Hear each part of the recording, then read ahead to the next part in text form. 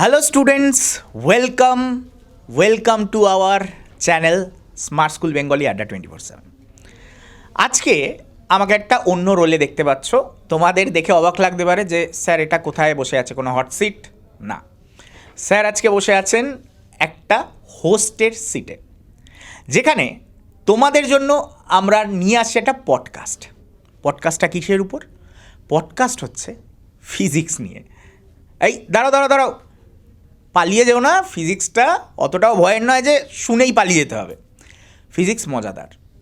Physics একটা আলাদা ওষুধ তোমার জীবন ঠিক করবার, তোমার এই যে একটা গ্রোথ, লাইফের গ্রোথ, এই গ্রোথ আনবার জন্য কিন্তু ফিজিক্স খুব দরকার, বিশেষ করে যারা সায়েন্স ব্যাকগ্রাউন্ড নিয়ে পড়াশোনা করছো। তো এই ভয়টা কাটাবার জন্য আজকের এই শোটা। তো যাদের ফিজিক্সে ভয় আছে, সবার আগে তো ভিডিওটাকে লাইক করে দাও আর চ্যানেলটাকে সাবস্ক্রাইব করে নাও, কারণ ফিজিক্সের ভয় কাটাবার জন্য আগামী দিনেও ভিডিও তো আসতে থাকবেই। আর আজকের পডকাস্টটা শুরু থেকে শেষ অবধি দেখতে হবে। তো আজকে এই হোস্টের সিটে বসে আমি ওয়েলকাম জানাবো তোমাদের সবার প্রিয় নান আদার দেন ব্র্যান্ড দ্য শিক্ষাগুরু Joy sir. Thank you welcome sir. Thank you very much. আর ওয়েলকাম কি করবো স্যার, আমাদের সাথেই থাকেন, কিন্তু আজকে একটু অন্যভাবে অন্য একটা মানে প্ল্যাটফর্মের উপর বসে আছি, তো তাই জন্য স্যারকে আলাদা করে ওয়েলকাম জানালাম। আদারওয়াইজ স্যার আমাদের হাটেই থাকেন, তো আলাদা করে ওয়েলকাম জানাবার প্রয়োজন পড়ে না। কিন্তু স্যারকে আজকে একটু বিপদে ফেলতে এনেছি। কীরকম বিপদ? একটু কয়েকটা কোয়েশ্চেন করব। বিপদ পুরোপুরি নয়, তোমাদের জন্য ভালো। স্যার সেই কোয়েশ্চেনগুলো উত্তর দেবেন, কিন্তু স্যারের জন্য একটা স্পেশাল আরেকটা কার্ড আছে, এখানে স্যারের জন্য কিছু আছে, এটা বিপদে ফেলতে পারে স্যারকে। ওকে, তো চলো শুরু করা যাক আজকের এই পডকাস্ট। তো স্যারকে প্রথম কোয়েশ্চেন করার আগে এই যে স্যার বললো বিপদে ফেলতে পারে, এটা একদম ঠিক বলেছে। কারণ যারা আমায় চিনে তারা জানে যে সাবজেক্ট রিলেটেড কোয়েশ্চেন করে আমার বিপদে ফেলা অতটা সহজ নয়, কিন্তু অন্য কোয়েশ্চেন করলে খুব আমি একটু টেনশন হয়, ঘাবড়ে যাই। স্যারের চোখ মুখ দেখে বোঝা যাচ্ছে যে স্যার এমনি সময় এরা কলারটা উঁচু করে সানগ্লাস পরে স্যার আর শিক্ষাগুরু জয় চলে এসছে হ্যানা ত্যানা এসব বলে, কিন্তু আজকে স্যার কেমন যেন একটু গুটিয়ে আছে। হ্যাঁ, মানে একদমই, মানে আমি ক্যামেরার সামনে সবসময় ক্লাসে সচ্ছল যতটা থাকি, কিন্তু অন্যান্য ক্ষেত্রে স্যারও আমায় বারবার বলে, স্যার আরেকটু আপনি ক্রিয়েটিভ, মানে আপনার পড়ানো বা সাবজেক্ট নিয়ে কোনো ক্রিয়েটিভিটির অভাব নেই, সত্যি আপনি যেভাবে ইয়ে করেন, কিন্তু ব্যাপারটা হচ্ছে অন্যান্য যে এই কোয়েশ্চেনগুলো। যাই হোক, চলো দেখা যাক। ঘর থেকে কি কেউ কাউকে বার করে দিলে বেশি মানে কমফোর্টেবল ফিল করবেন? এই ঘরে এমন কেউ আছে যাকে বার করে দিলে কমফোর্টেবল? হ্যাঁ, ভয় আছে স্যারের মনে, পরে বলছি কেন। আচ্ছা চলো, প্রথম প্রশ্ন তোমাদের জন্য, তোমাদের ভালোর জন্য, যেটা হচ্ছে ক্লাস 10 আর 11। তোমরা যখন ক্লাস 10 আর 11 এই দুটোর মধ্যে ফারাক দেখো, বিশেষ করে ফিজিক্স, যেখানে ফিজিক্যাল সায়েন্সের বইটা এইরকম, 9এরটা 10এরটা এরকম, তার মধ্যে অর্ধেক ফিজিক্স অর্ধেক আবার কেমিস্ট্রি, তার মানে দুটো মিলিয়ে যদি হয় বইটা এইরকম। আর তারপরে গিয়ে আমরা দেখতে পাই 11-12 বইটা হয়ে যায় এইরকম মোটা 11-এর, এইরকম মোটা 12-এর। এই যে একটা পুকুরে সাঁতার কাটছিলে, সেখান থেকে কেউ তুলে নিয়ে গিয়ে আটলান্টিক মহাসাগরে ধূপ করে ফেলে দিল। এইটা তোমাদের লাইফে এই জিনিসটা কাটাবার জন্য, এই যে প্রবলেমে তোমরা পড়ে যাও যে লেভেল ম্যাচ করছে না 9, 10 আর 11-12-এর, সেখান থেকে বেরোবার উপায় কি? তো স্যার সেটা যদি গাইড করে দেন। একদম এটা একদম স্যার ঠিকই বলেছে যে আমরা যখন 9-10-এ থাকি তখন থাকে আমাদের সত্যি এরকম পাতলা একটা বই, আর যখন 11-12-এ চলে আসি সেটাই আমি মানে 9-10 মিলিয়ে যে ইয়েটা হওয়ার কথা তার থেকেও আরও বেশি যেন মোটা হয়ে যায় শুধু 11-এর বইটাই, তার সাথে সাথে 12 আছেই। সত্যি এটা একটা মানে সবারই ঘাবড়ে যাওয়ার বিষয়। কিন্তু আমি বলবো যারা ফিজিক্স নিয়ে ভবিষ্যতে পড়তে চাও, মানে মাইন্ডসেট তো থাকেই একটা যে আমি এটা নিয়ে পড়তে চাই বা ওটা করতে, এখনকার বাচ্চারা খুব স্মার্ট এবং খুব অ্যাডভান্স আমি বলবো। তো সবাই মোটামুটি তোমরা একটা যে আমার এই সাবজেক্টটা খুব ভালো লাগছে তো আমি এটা নিয়ে পড়তে চাই, তো যাদের সেই মাইন্ডসেটটা অলরেডি রয়েছে তারা এই যেই ভয়টা, এই ভয়ের কোনো কারণ বা কোনো জায়গা না রাখাই ভালো। কেন? কারণ হচ্ছে 9 বা 10-এ অ্যাকচুয়ালি আমি যেটা বলি যে ফিজিক্সটাকে যারা ভাবছো, যাদের মাইন্ডসেট রয়েছে, এটা আমি বলছিলাম, তো তারা ওই ভেবো না আমি 11 থেকে খুব ভালো করে পড়বো বা 12 থেকে খুব ভালো করবো, মানে 12 থেকে খুব ভালো করে পড়বো ভাবলে তো বিশাল বড় ভুল। তো আমি বলবো ক্লাস 7-8 থেকেই সাবজেক্টটাকে খুব ভালো করে বুঝতে শেখো। অ্যাকচুয়ালি ফিজিক্সের ওটাই প্রবলেম যে আমরা সব কিছু ভেবে নিই এটা মুখস্থ করে নেবো, মুখস্থ করে সেই জায়গাটাকে তুমি অ্যাচিভ করতে পারবে না। তো যদি তুমি 8 বা 9 এখান থেকে তুমি শুরু করো, বা আমি 7 থেকেও আরও যদি বলি, তাহলে এই যে তোমার ওই ভয়টা বা এই যে বইয়ের ওই যে মোটাটা, যেটা তুমি ভাবছো এই পাতলা ছিল এতটা মোটা হয়ে গেল, তো এই ব্যাপারটা আর থাকবে না। কেন?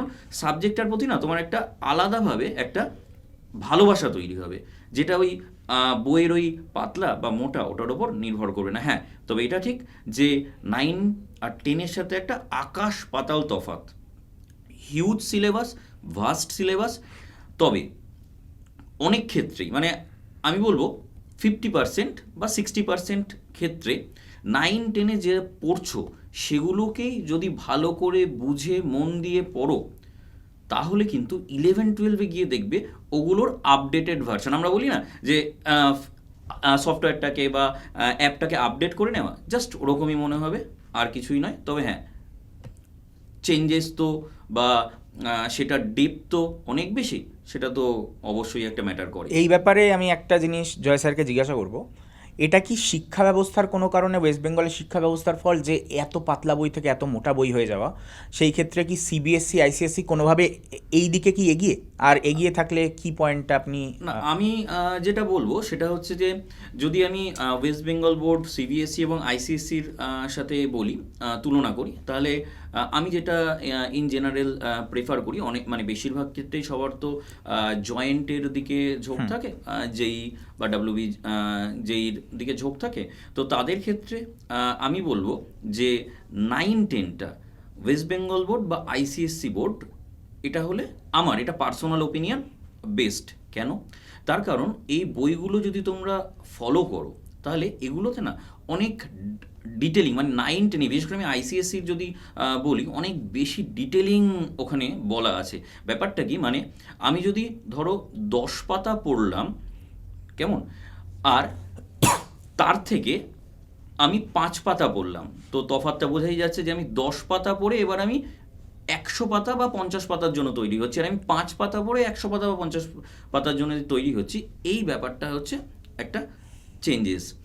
আর একটা জিনিস সেটা হচ্ছে, এবার সিবিএসসি বোর্ডে আসি, আমি প্রেফার করি যে যদি তুমি ভাবো যে এরকম কম্পিটিটিভ কোনো এক্সাম দেবে, তো সেই ক্ষেত্রে 11-12টা সিবিএসসি। তাহলে কেন আবার ওটা?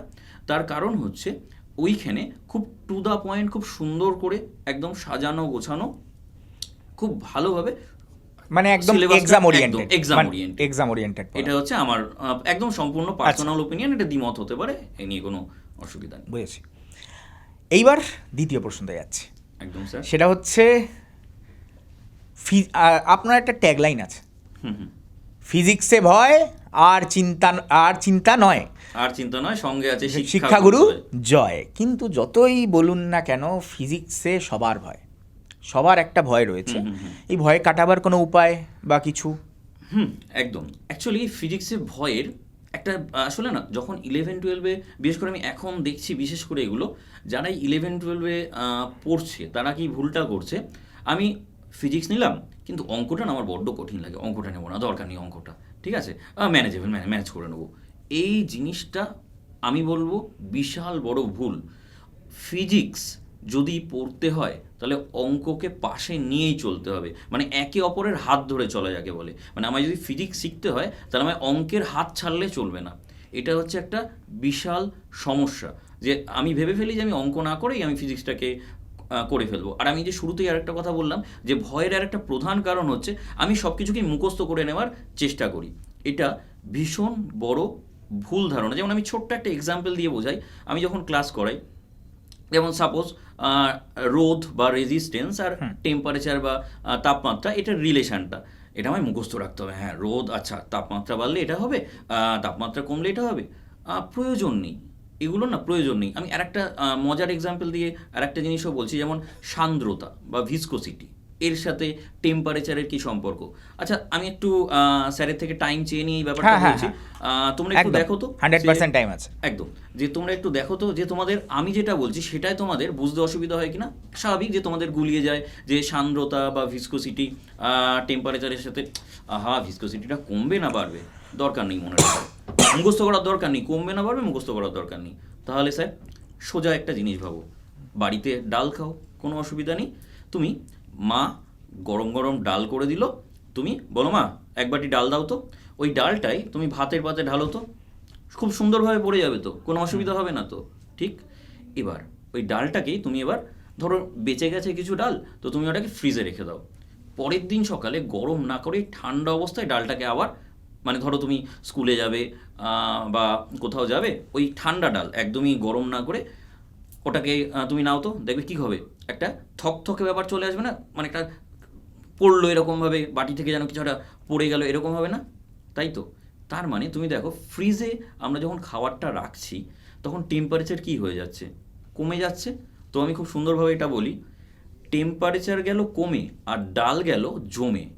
এটার মানে কি হলো? তার মানে তাপমাত্রা কমে গেলে ডালটা জমে যাচ্ছে, তাই না? তার মানে জমে যাওয়া মানে কি, ভিসকোসিটি বা সান্দ্রতা বেড়ে যাওয়া। অ্যাকচুয়ালি সান্দ্রতাও এক টাইপের কি ঘর্ষণ, ফ্রিকশন। তো তার মানে কি, তুমি ভেবে দেখো জমে যাওয়া মানে কি, মানে ফ্রিকশন, মানে আগের বার যখন প্রথমবার ডালটা খেলে তখন কি খুব সুন্দরভাবে তুমি পেয়ে গেলে, কারণ ফ্রিকশন ওর মধ্যে কম ছিল, তাই না? আচ্ছা, সেই মানে জন্যই তো হোটেলে যে পাতলা জলের মতন ডাল হয়, একদম। গরম হয় বলে ওরকম হয়। একদম, মানে ওরাও কি একদম। ওরকম ঘন ডালই বানায় না বানাই ওই পাতলা? না, ওদের ক্ষেত্রে হ্যাঁ, ওদের ক্ষেত্রে খাটবে না এইসব, মানে হোটেলের ক্ষেত্রে কিন্তু এই সূত্র খাটবে না যে পাতলা ডাল এ তো জমে গেলে ঠান্ডায় রাখলে এ তো জমাট বেঁধে যাবে, হোটেলেরটা ওই জলই থাকবে। হোটেলের ক্ষেত্রে হচ্ছে না। ফ্রিজে রাখলে একটা তো অবশ্যই অবশ্যই, ঘন হয়ে যাবে। ঘন হয়ে যাবে, কারণ যেহেতু আমরা এই ফিজিক্স যে স্যার যেটা বললো, আমি আর জীবনেও ভুলছি না যে সান্দ্রতা, এই কনসেপ্টটা আর জীবনেও ভুলবো না, আমার মাথায় গেঁথে গেছে পুরো। এবার আপনি বলুন স্যার, খুব কঠিন লাগলো? না, একদম না, মানে খুবই ইজি, মানে এটাই তো হওয়া উচিত। মানে ফিজিক্স এতটাই মজাদার, ওই যে আমি যেমন বলি যে বায়োলজি রিয়েল লাইফের সাথে মারাত্মকভাবে রিলেটেড, ফিজিক্সও রিয়েল লাইফে, মানে তুমি সারাদিনে যা কাজ করছো, মানে শুরু থেকে সকাল থেকে শুরু করে একেবারে রাত্রিবেলা অবধি, তোমার লাইফের সাথে ফিজিক্স, কেমিস্ট্রি এবং বায়োলজি এই তিনটে ওতপ্রোতভাবে জড়িত। তোমার লাইফের সাথে হতেই পারে তোমার লাইফের সাথে সবসময় ম্যাথামেটিক্স জড়িত নেই, কিন্তু বাদবাকি এই তিনটে, হ্যাঁ ফিজিক্সের সাথে ম্যাথামেটিক্স জড়িত, কিন্তু এই তিনটে ওতপ্রোতভাবে তোমার লাইফে কোন না কোনো মুহূর্তে আছে। মানে আমি আজকে এখানে বসে আছি, আমার পেটের মধ্যে গুড়গুড় করছে, এর পিছনে একটা বায়োলজি আছে, এর পিছনে একটা কেমিস্ট্রি আছে, নির্ঘাত এই গুড়গুড় করার পিছনেও একটা ফিজিক্সও রয়েছে যে কেন এই পেটের মধ্যে গুড়গুড়টা হলো। তো এই যে জিনিস, এই জিনিসটাই হচ্ছে কি সায়েন্স। একদম। তো স্যার খুব ভালোভাবে বোঝালেন যে ভয় কীভাবে কাটানো যায়। তো স্যারের কনক্লুশন হলো এটাই যে ভয় কাটানোর সবথেকে মানে ইজি উপায়, স্যার ডাইরেক্টলি বললেন না আমার মতন টিচারের কাছ থেকে পড়ো, ভয় এমনিই কেটে যাবে। তো স্যারের কথা হচ্ছে এটাই। তো আমি এটা সহমত অলওয়েজ যে জয় স্যার, এখানে আমি জয় স্যার বলছি, অরিজিনালি আমি জয়দা বলি, তো জয়দার থেকে বেটার কিছু হতে পারে না অপশান। তো যাই হোক, আমরা এবার নেক্সট কোয়েশ্চেনে চলে যাচ্ছি। স্যার একই কোয়েশ্চেনে ভয় কাটাবার, ফিজিক্সের ভয় কাটাবার উপায়ও বলে দিয়েছে। তো আমি ডাইরেক্ট তার পরের কোয়েশ্চেনে চলে যাচ্ছি, ফিজিক্সের ফিউচার অ্যাসপেক্ট কী আছে? একদম, ফিজিক্স নিয়ে পড়ার পর ফিউচার যদি আমি বলি, আমি একদম সব কয়েকটা স্টেপ বলি তাহলে একটু সুবিধা হবে। সাপোজ আমি বিএসসি অনার্স করলাম ফিজিক্স নিয়ে, ঠিক আছে? মানে আমি ভাবি যে আচ্ছা বাপরে, একে তো মানে অনার্স, তার মধ্যে কি করব, চাকরি বাকরির যা পরিস্থিতি, কি করব। অ্যাকচুয়ালি অপশান প্রচুর আছে, আমরা অনেকেই না অপশান জানি না। আমি যদি বলি ল্যাব অ্যাসিস্ট্যান্ট বা রেডিওলজিস্ট যারা হন, তাদের যে ল্যাব অ্যাসিস্ট্যান্ট, এটার জন্য ফিজিক্সের দরকার পড়ে, মানে ফিজিক্স নিয়ে পড়াশোনা করবার দরকার পড়ে। খুব কঠিন ব্যাপার আমি বললাম কি, আমি কিন্তু এখনো পিএইচডি বা ওগুলো বলিনি, ঠিক না? আবার যদি তোমরা মনে করো যে এসএমই হবে, এসএমই বলতে সাবজেক্ট ম্যাটার এক্সপার্ট, কোনো একটা কোম্পানিতে তুমি সাবজেক্ট ম্যাটার এক্সপার্ট হতে চাইছো, মানে হিসাব মতন আমরাও one type of subject matter expert একদম। আমাদের কোম্পানিতে আমরা একদমই সাবজেক্ট ম্যাটার এক্সপার্ট। তো সেই ক্ষেত্রেও কিন্তু তুমি সেই সাবজেক্টটার এক্সপার্ট হতে গেলে অবশ্যই তোমাকে তাহলে সেই সাবজেক্টটা নিয়ে ভালো করে পড়াশোনা করে থাকতে হবে। তো অনেকেই কিন্তু এগুলো আমরা জানি না। তো এই ছোট্ট মানে যে জিনিসগুলো মানে ছোটোখাটো মানে আমরা একদম একই ধরনের যে ধারণা যে আচ্ছা আমি অনার্স করব, বিএসসি পর অনার্স করে নেবো, দিয়ে তারপরে আমি এমএসসি করব, তারপর আমি পিএইচডি করব, প্রচুর অপশান আছে। এছাড়াও আমি যেগুলো বললাম না, যেমন আফটার 12 আমি ইঞ্জিনিয়ারিংয়ের বিভিন্ন, আমার নিজের পার্সোনালি খুব ভালো লাগে অ্যাস্ট্রোফিজিক্স, ঠিক তো। আর ইঞ্জিনিয়ারিং, আমি একটা কথা বলছি, ইঞ্জিনিয়ারিং যখন স্যার উল্লেখ করলো, ইঞ্জিনিয়ারিং এর মধ্যেই তো কতগুলো স্ট্রিম রয়েছে, প্রচুর, একদম মানে প্রচুর option। আমরা যখন বলি যে বায়োলজি, প্যারামেডিক্যালের মধ্যেই কতগুলো স্ট্রিম রয়েছে যেগুলো হচ্ছে ওই প্যারামেডিক্যালের মধ্যে পড়ে। একদম। ওটিটি, ডিসিটি, ডিপিটি বা বিপিটি, যা যা আছে মানে সব কিছুই তো পড়ছে, ডিএমএলটি, বিএমএলটি সবই পড়ছে হচ্ছে ওর মধ্যেই। প্যারামেডিক্যাল যখন বলছি তখন প্যারামেডিক্যাল মানেই ওর মধ্যে 100টা কোর্স পড়ছে। Same goes for engineering. Sir যখন ইঞ্জিনিয়ারিং বললো, তো ইঞ্জিনিয়ারিংয়ের মধ্যেই মানে অন্তত 30টা 40টা স্ট্রিম পড়ে, একদম, তার মধ্যে 20টা খুব কমন স্ট্রিম যেগুলো আমাদের সব জায়গায় কোর্স হয়, আর হয়তো বাদ বাকিগুলো হয়তো খুব একটা বেশি আমাদের এখানে হয় না, বিদেশে খুব চল আছে, এরকম তো দেখতে পাওয়াই যায়। তো এইটা ভেবো না যে স্যার তো খালি ইঞ্জিনিয়ারিং বলেই তো ওখানে হয়ে গেল, ইঞ্জিনিয়ারিংয়ের মধ্যেই পড়ছে 40-50টা একদম, একদমই তাই। তো হ্যাঁ, ডেটা সায়েন্টিস্ট প্রচুর অপশান আমাদের কাছে আছে। হ্যাঁ, তোমরা যদি মনে করো প্রফেসর হবে সেটা করতে পারো, পিএইচডি সেটা, সেখান থেকেও তোমার কাছে অপশান আছে, মানে চারিদিক দিয়ে মানে অপশান তোমার কাছে প্রচুর আসে বা প্রচুর আছে, তোমাকে জাস্ট গ্র্যাব করতে হবে আর অপশানগুলো জানতে হবে, এটা হচ্ছে মেন পয়েন্ট আমার। আচ্ছা, আরেকটা প্রশ্ন, অনেকে ফিজিক্স নিয়ে পড়ার পর গ্র্যাজুয়েশন করলো, তারপরে কি কম্পিউটার লাইনে চলে যাওয়া যায়? রাইট, একদম একদম যাওয়া যায়। অ্যাকচুয়ালি স্যার আমি নিজের ক্ষেত্রেই যদি বলি, after completing my graduation at that time আমি নিজেই কম্পিউটার সায়েন্স নিয়ে আবার এমএসসি করেছি। তো এটার কারণটা হচ্ছে ফিজিক্সের সাথে কিন্তু কম্পিউটারও রিলেটেড। আপনি স্যার জানবেন কোডিং, তো এই কোডিংয়ের জন্য শুধু নট অনলি কম্পিউটার, এর সাথে ম্যাথও, মানে প্রচণ্ড পরিমাণে ম্যাথ খুব ভালো, মানে যারা ম্যাথেও খুব স্ট্রং বা ফিজিক্সেও স্ট্রং, মানে আমি তো আগেই বললাম যে ফিজিক্স আর ম্যাথ দুজনের একে অপরের বন্ধু। তো এই যে কোডিং, এই কোডিংয়ের জন্য ম্যাথ খুব ইম্পর্টেন্ট। এবং যদি আফটার কমপ্লিটিং ফিজিক্স অনার্স, আমি যেমন বলছি বিএসসির পর যদি এমএসসি করো, কম্পিউটারেও খুব সুন্দর এমএসসি কম্পিউটার সায়েন্স হতে পারে, এমসিএ হতে পারে, সেখান থেকেও আবার আরও প্রচুর অপশান আছে। তুমি এদিক থেকেও রাস্তা খোলা আছে তোমার, ওদিক থেকেও রাস্তা খোলা আছে তোমার। তুমি ইনফ্যাক্ট বিএসসির পর তুমি কিন্তু ইঞ্জিনিয়ারিংয়েও আবার যেতে পারো, মানে চারিদিক দিয়ে তোমার রাস্তা খোলা আছে, শুধু রাস্তাটাকে তোমায় চুজ করতে হবে যে তুমি কোন রাস্তায় যেতে চাইছো, কেমন।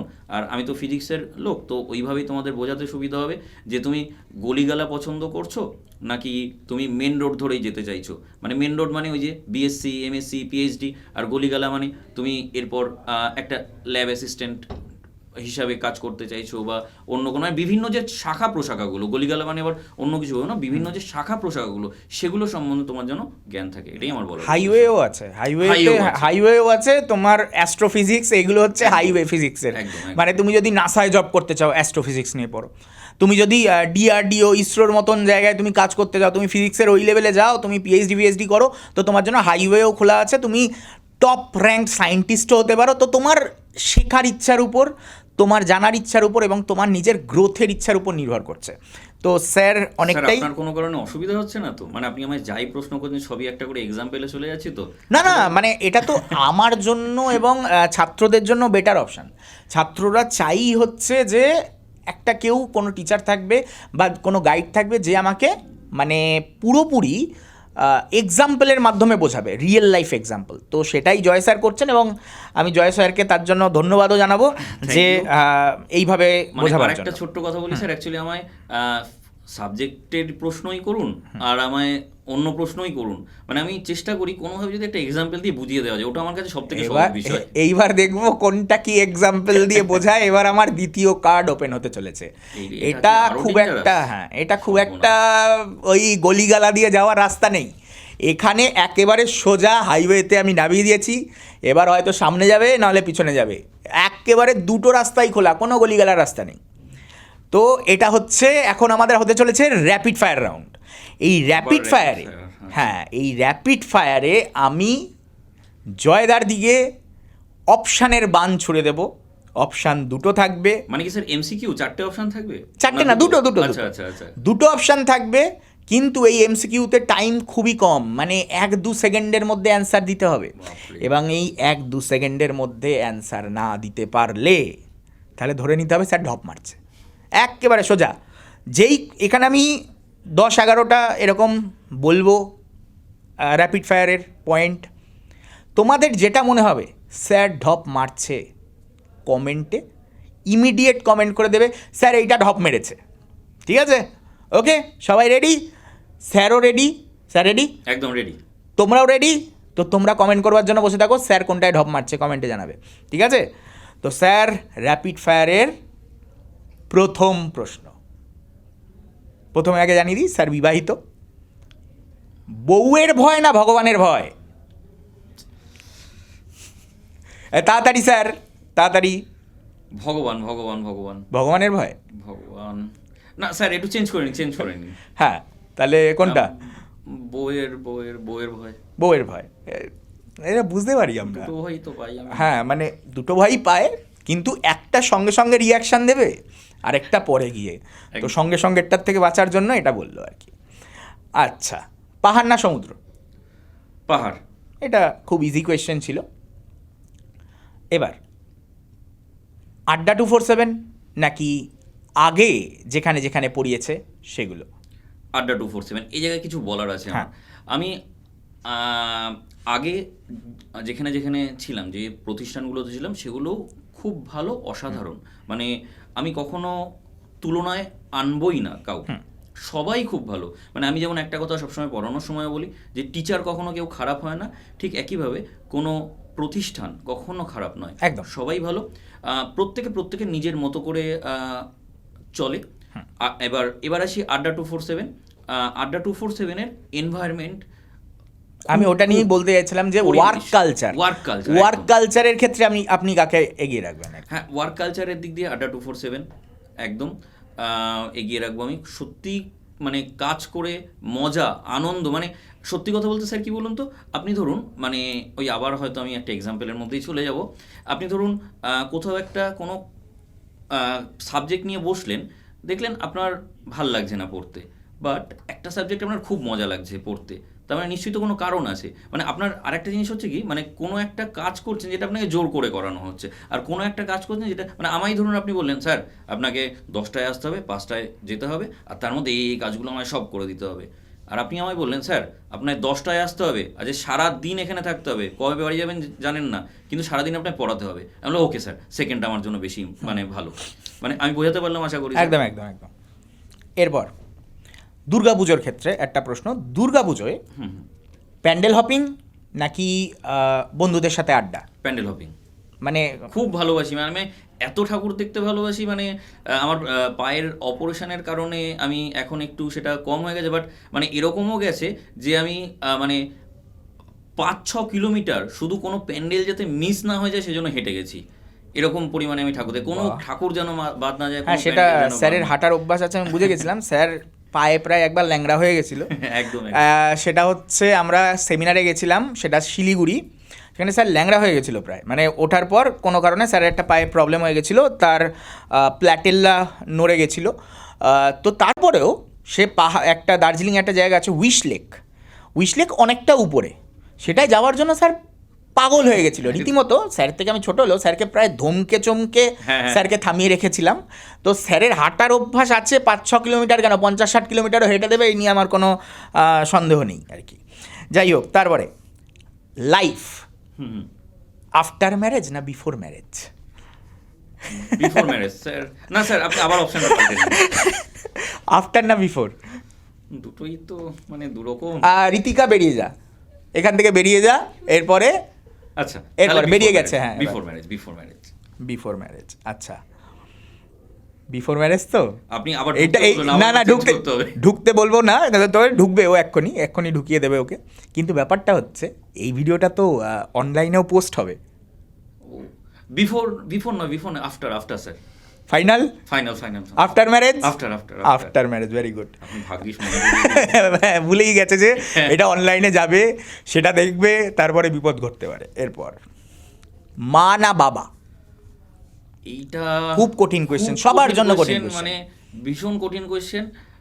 দুজনাই, মানে এখানে আমি কাউকে ফেলতে পারবো না, আর কাউকে এগিয়েও কাউকে ফেলার রাখতে পারবো প্রশ্নই না। আসছে হ্যাঁ, না। মানে কাউকে এগিয়ে, মানে একটা হয় না যে ইমোশনালি, মানে আমি এটা কোয়েশ্চেনটা আর একটু পাল্টে দিচ্ছি যে মায়ের সাথে বেশি কমফোর্টেবল না বাবার সাথে? হ্যাঁ এটা বললে ঠিক আছে, মায়ের সাথে। মানে আমি দেখেছি পৃথিবীর যা খুশি হয়ে যাক, মানে এটা আমার জন্য, মানে ওই যে বলে না সিনেমায় দেখায় বা অনেকে বলে, এটা আমার জন্য খুব সত্যি কথা।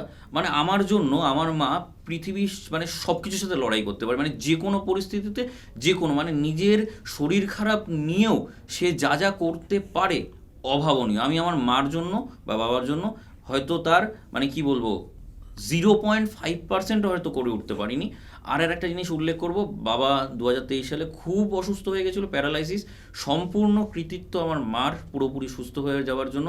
তো সেই জন্য মা আমার কাছে একটা অন্য জায়গায়, যে একটা মানুষ মানে যে মানে যেমনিভাবে ছেলেকে ইয়ে করছে তেমনিভাবে স্বামীকে, এবং বাবা তো সবসময় বটগাছের মতো রয়েইছেন আগলে রাখার জন্য। তবে এই অসুস্থ হওয়ার পর থেকে এখন আমি দুজনকে চেষ্টা করি সবসময় আগলে রাখার মতো। তবে হ্যাঁ, ওদের মতো পারি না একদম। এটাই, ছেলেরা এমনিতেই ইমোশনালি মায়ের সাথে বেশি কানেক্টেড হয়। একদম। আর তবে ছেলেদের একটা ম্যাটার, কোনোদিনও স্যার বাবাকে হাক করে আই লাভ ইউ বলা হয়েছে? স্যার এইটা ক্ষেত্রে বলি, আপনারই আমি একটা না শর্টসই বোধহয় দেখেছিলাম এইটা। বিশ্বাস করুন ওই শর্টসটা দেখবার পর আমার মানে কোনোদিন আমি হাক করে ওরমভাবে বলতে পারিনি, তো আমার চোখ দিয়ে জল বেরিয়েছে। ঠিক। এটা সবার কমন প্রবলেম। মানে ইনফ্যাক্ট এখন আমি বলতে কি না ইমোশনাল হয়ে গেলাম। আমি কোনোদিন বাবাকে না ওরমভাবে জড়িয়ে ধরে বলে উঠতে, আমি এমনিও কখনো কাউকে না ওরমভাবে বলতে পারি না আমি। হ্যাঁ। যাই হোক, কিন্তু মাকে সত্যি তাও বলছি, বলা যায়, একদম মাকে মানে তাও জড়িয়ে বলা যায় মা তোমাকে ভালোবাসি। কিন্তু যারা ক্যামেরার ওপারে বসে আছো একবার ট্রাই করে দেখো, বিশেষ করে ছেলেদের বলবো আমি, বাবাকে একদিন হাক করে এটা কোনোদিনও সত্যি। বলে দেখো যে বাবা আই লাভ ইউ, বাবা আমি তোমাকে পাগলের মতন ভালোবাসি। আমি বলতে গিয়ে আমার গলা কাঁপছে, আমার একদম। চোখে একটা এটা সবার হয়। কোনোদিনও ট্রাই করে দেখো, যদি পারো অবশ্যই কমেন্ট করে জানিও, আর যদি না পারো তাহলেও কমেন্ট করে জানিও যে এটা সম্ভব কিনা। মেয়েরা বাবাকে জড়িয়ে ধরে ভালোবাসি বলতে পারে, ছেলেরা পারে না, কিন্তু তার মানে এটা নয় যে একটা ছেলে তার বাবাকে ভালোবাসে না, পাগলের মতন ভালোবাসে সে। একটা এইখানে আমি আরেকটা জিনিস ইনক্লুড করবো স্যার। ওই যে বাবার অসুস্থতার কথা যখন বলছিলাম 2023 সালে, আমার মনে পড়ে আমি তখন ভোরবেলা মেদিনীপুর চলে যেতাম। তা ওই 3টের সময় উঠে 4টের সময় বেরিয়ে পড়তাম। আমি মেদিনীপুরে তখন ক্লাস নিতে যেতাম। তো আমার মনে পড়ে সেই সময় যে যে জায়গাগুলোতে আমি যুক্ত ছিলাম তারাও খুব খুব এই দিক দিয়ে আমায় সাপোর্ট দিয়েছে। তো এনিওয়েজ, এবার আমার মনে পড়ে যে আমি সারা রাত বাবার পাশে ওই একটা বেঞ্চের ওপর শুয়ে, কারণ বলেছিল যে খুব ক্রিটিক্যাল কন্ডিশন। তো ওই অবস্থায় আর কি, মানে আমি বলতে গিয়েও এখন একটু অসুবিধা হচ্ছে, যাই হোক তাও তো ক্রিটিক্যাল কন্ডিশন। আমি ওই সারা রাত ওইখানে থেকে তারপর আবার ভোরবেলা মেদিনীপুর চলে যাওয়া, আর ওই যেতে যেতে স্যার ট্রেনে যেতে যেতে ওই হাও হাও করে কেঁদে ওঠা, মানে এখন আমার সেই জিনিসগুলো মনে পড়লে এখন আমি মানে, আর বাবা যে কি জিনিস সেই মুহূর্তে আর কি, মানে মানে বাবা মানে কি, বা মানে আমি বলতে পারছি না আর কি ভাষায় প্রকাশ করতে, মানে বাবা কি ওটা ওই সময় আমি বুঝতে পেরেছিলাম আর কি। স্যারের আমার চোখে কাছে। জল চলে হ্যাঁ এসেছে। একদম, মানে ওই সময় হ্যাঁ। কি আমি ওটা বুঝতে পেরেছিলাম। বাট বাবা খুব রাগী বরাবরই, যে আমি বাবার সাথে Maybe আর্মিতে ছিলেন না? আর্মিতে ছিলেন, ওই জন্য খুব মানে ডিসিপ্লিন ভীষণ। কিন্তু ওই সময় আমি ফিল করেছিলাম যে বাবা কি আমার কাছে। আচ্ছা, স্যারের চোখে জল চলে হ্যাঁ, এসছে, একদম, একটু ইমোশনাল জায়গা থেকে এবার একটু বার করে আন। হ্যাঁ একদম। ব্র্যান্ড জয় না শিক্ষাগুরু জয়? শিক্ষাগুরু জয়। মানে এখানেও আবার একটু বলি, অনেকে হয়তো ভাবে লোকটা এসে ইউটিউবে বলছে আমি ব্র্যান্ড, ফিজিক্সের গড অফ ফিজিক্স, এরকম অনেক কিছু বলি। এগুলো না শুধুমাত্র নিছক মজার ছলে। আমি ক্লাসেও বলি যে সব থেকে যদি নিম্নমানের ফিজিক্স ফ্যাকাল্টি হয় তাহলে আমি নিজেকেই সেটা মনে করি। আমার থেকে খারাপ তবে ফিজিক্স ফ্যাকাল্টি ইউনিভার্সের একটা রুল আছে কিন্তু, ম্যানিফেস্টেশন বলে সেটাকে। মানে কেউ যদি বলে আমি সবসময় আমি সেরা, আমি সেরার সেরা, আমি ব্র্যান্ড, আমি সেরা টিচার, এক সময় গিয়ে এই যে স্যারের যে একটা গুণ আছে যে শেখা, প্রত্যেক মুহূর্তে শেখা, আমার দৃঢ় বিশ্বাস স্যারকে একদিন ওই ব্র্যান্ড এবং সেরার সেরা বানিয়েই ছাড়বে এই ইউনিভার্স। আমি তোমাদেরও এটা একবার সাজেস্ট করব, নিজেকে সেরা ভাবা শুরু করো, একদম। নিজেকে বেস্ট ভাবা শুরু করো। দেখো তার পরের মুহূর্ত থেকে এই ম্যানিফেস্টেশন তোমাকে কোথায় নিয়ে যাবে। তোমাদের কোনো ধারণাও নেই আমি ছোটোবেলায় আমি কোন ফ্যামিলি থেকে বিলং করি, আমি কোথা থেকে উঠে এসেছি। কিন্তু ছোটোবেলায় একটা জিনিস আমি মানে সবসময় মাথার মধ্যে ঘুরতো, আমার একটা বড় বাড়ি হবে, ফ্ল্যাট হবে, হ্যাঁ গাড়ি হবে। আমি ইয়ার্কি মেরেই বলতাম, আরে আমার তো অমুক গাড়ি পছন্দ, হ্যাঁ একটা দামি গাড়ি দেখিয়ে, আমার তো এই টাইপের ফ্ল্যাট পছন্দ, আমি তো এটাই কিনবো, এটাই আমার ঠিক হয়ে গেছে। মানে পকেটে নেই ফুটো করি, এদিকে বলছি আমি ফ্ল্যাট কিনছি, এ কিনছি। তো স্বপ্ন সত্যি হয়ে যায়, স্বপ্ন সত্যি করিয়ে দেয় ইউনিভার্স, ম্যানিফেস্টেশন ওয়ার্কস। আমি তোমাদের সবাইকে বলবো নিজেকে কখনো ছোট করবে না। যদি নিজেকে ছোট করো, ছোটোভাবে দেখো, তো আলটিমেটলি তোমার লেভেল কমতে থাকবে। জয় স্যার যেটা বলছেন যে নিজেকে সবসময় তিনি সেইভাবে রিপ্রেজেন্ট করেন, এটাকে ম্যানিফেস্টেশন বলে। এবং আমার দৃঢ় বিশ্বাস এই স্কুল চ্যানেল হওয়ার সময় স্যার একদিন বলেছিল যে মিলিয়ন, এখন আমার লাইভে আছে 1 মিলিয়ন, আমার লাইভে আছে 1.2 মিলিয়ন, হ্যাঁ আমার লাইভে 3 মিলিয়ন আছে।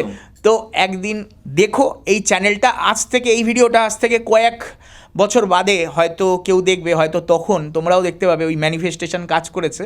হয়তো সেই সময় সত্যি ভিডিওতে 1 মিলিয়ন, 2 মিলিয়ন, 4 মিলিয়ন ভিউজ থাকবে, লাইভ থাকবে, এরকম প্রচুর লাখে লাখে। আমি একটা ছোট্ট কথা বলি স্যার, আসলে ওটা না আমার ভাবতে খুব ভালো লাগে। আবার একটু আপনার টাইম হয়তো নষ্ট করছি, বাট এটা তোমাদের শোনা খুব দরকার।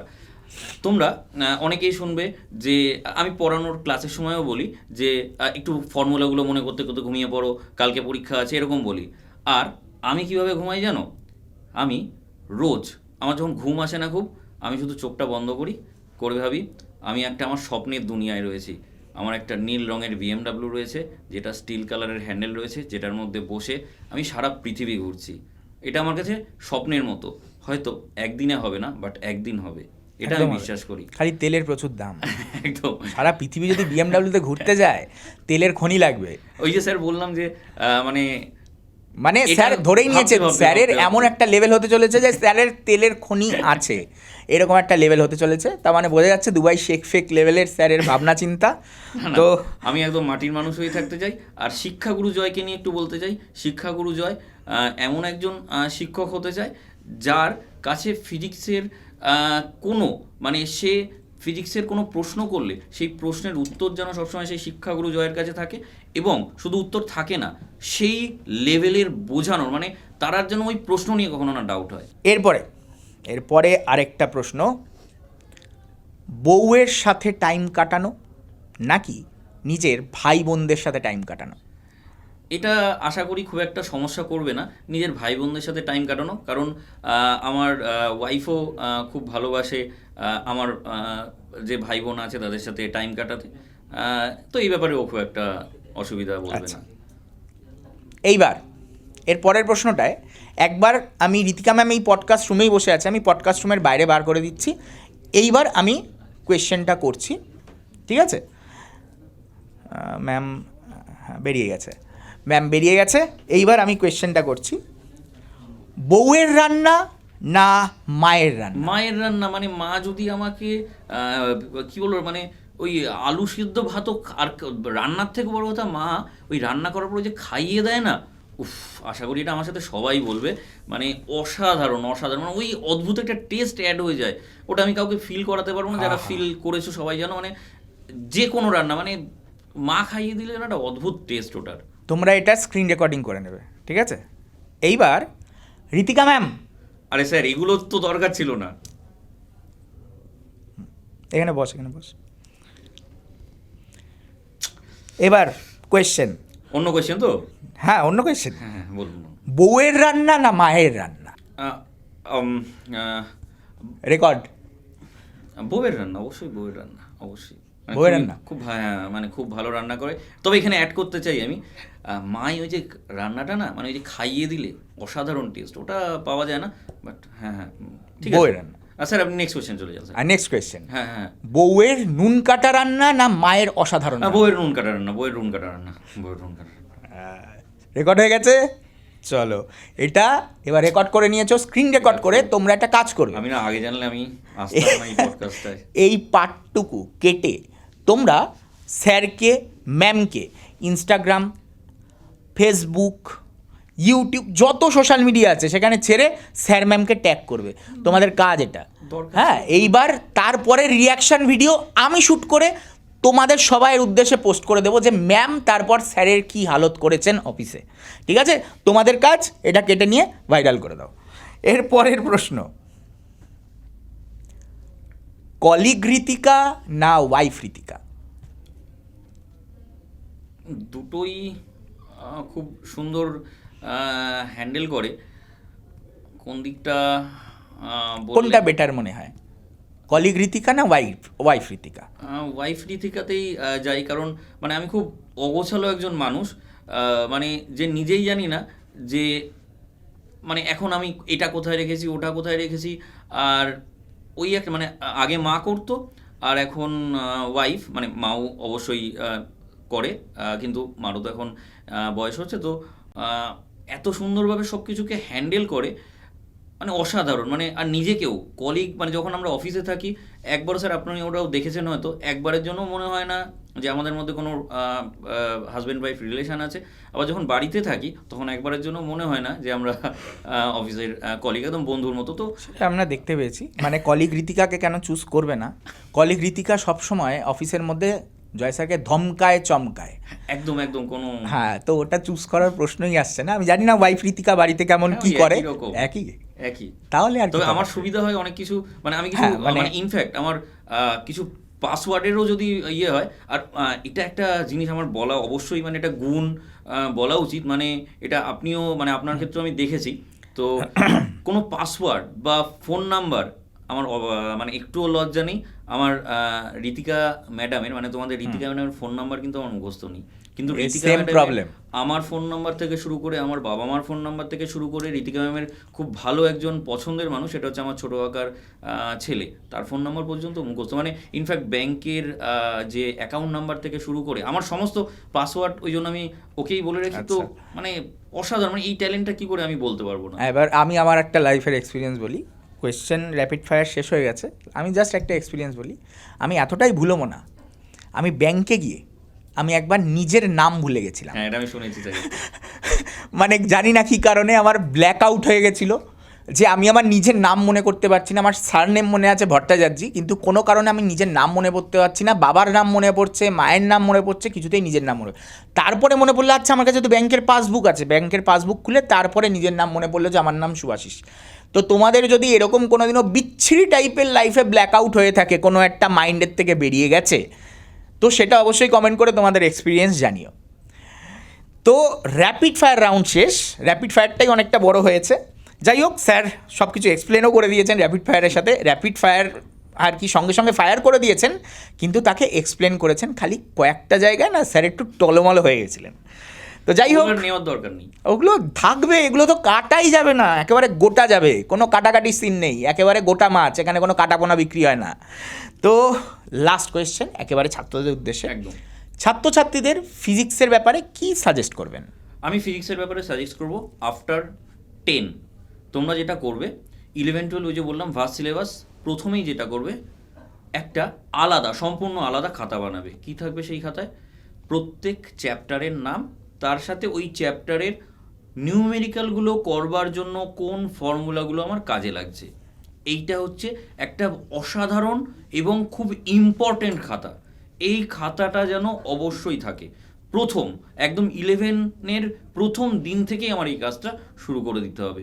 তারপর তাছাড়া থিওরির খাতা, মানে নিউমেরিক্যালের যে আলাদা খাতা নিউমেরিক্যালসের জন্য, সেগুলো তো থাকছেই, কিন্তু এই খাতাটা যেন মাস্ট থাকে। আর প্রত্যেকটা জিনিসকে ভালোভাবে বুঝে কেন অ্যাপ্লাই হচ্ছে, কোথায় অ্যাপ্লাই হচ্ছে, তবে গিয়ে আমরা সেটার অ্যাপ্লিকেশনটা করতে যাব, না বুঝে নয়। তাহলে কোনোদিনও কোনো সমস্যা হবে না। তাহলে তোমরা শুনে নিয়েছো, স্যার বলে দিল। আর স্যারের কাছ থেকে কোনো যদি ক্লাসের চাহিদা থাকে, যে অমুক টপিকের ক্লাস চাই স্যার, সেটাও কমেন্টে লিখে তোমরা কিন্তু জানাতে পারো।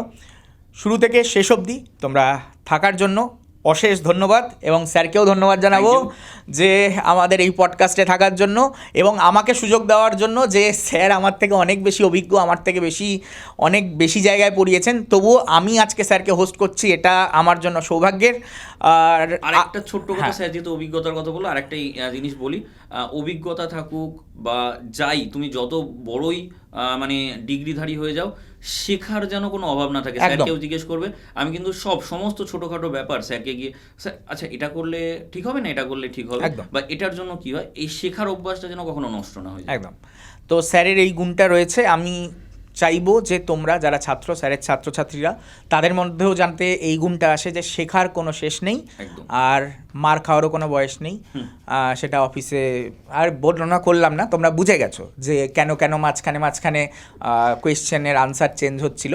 যাই হোক, তো আজকে এই শোটা এখানেই এন্ড করব, এখানেই কনক্লুড করব। তোমাদের সাথে তো ক্লাসে দেখা হবেই, তবে আজকে একটা অন্য অ্যাটমসফিয়ারে তোমাদের সাথে দেখা হলো, খুব ভালো লাগলো আমাদেরও, এবং আশা করি তোমাদেরও ভালো লেগেছে। কেমন লেগেছে অবশ্যই জানাবে। দেখা হবে অন্য কোনো ভিডিওতে, ততক্ষণের জন্য আবার টাটা, গুড নাইট, বিদায়।